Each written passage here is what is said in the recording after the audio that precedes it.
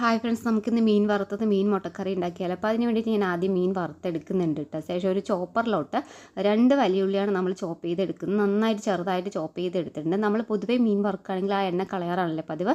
അപ്പോൾ ഈ പ്രാവശ്യം കളയേണ്ട, അതിലാണ് നമ്മളിത് ചെയ്തെടുക്കാൻ പോകുന്നത്. അപ്പോൾ നമ്മൾ ചോപ്പ് ചെയ്ത വലിയ ഉള്ളി, 2 പച്ചമുളക്, ആവശ്യത്തിന് ഉപ്പ്, കുറച്ച് മല്ലിത്തഴി ഇട്ട് വഴഞ്ഞ് വന്നതിന് ശേഷം അതിലോട്ട് നമ്മുടെ മുട്ട ഇട്ട് കൊടുക്കുന്നുണ്ട് കേട്ടോ. മുട്ട ഇട്ട് കൊടുത്ത ഭാഗം തന്നെ ഇതുപോലെ വെന്ത് കിട്ടും. ശേഷം നമ്മൾ അതിലോട്ട് 2 ചെറിയ തക്കാളി ഇട്ട് കൊടുക്കുന്നുണ്ട്. പിന്നെ ആവശ്യത്തിന് മഞ്ഞൾപ്പൊടി, മുളക് പൊടി, മല്ലിപ്പൊടി, കുറച്ച് കുരുമുളക് പൊടി ഇട്ട് കൊടുക്കുന്നുണ്ട്. അപ്പോൾ ഇതിൻ്റെ ഒരു അളവെന്ന് പറയുന്നത് 1/4 ടീസ്പൂണാണ്. 1 മിനിറ്റ് മൂടി വെച്ചിട്ട് വേവിക്കുക. വേവിച്ച ശേഷം നോക്കുമ്പോൾ നമുക്കിത് ഇതുപോലെ നന്നായിട്ട് എണ്ണ തെളിഞ്ഞ് വരും.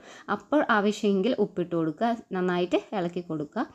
അപ്പോൾ ഈ തക്കാളിയൊക്കെ ഉടഞ്ഞ് ഇതൊരു ഡ്രൈ ആവുന്ന രീതിക്ക് തന്നെ മുട്ടയൊക്കെ നന്നായിട്ട് വെന്തിട്ടുണ്ട്.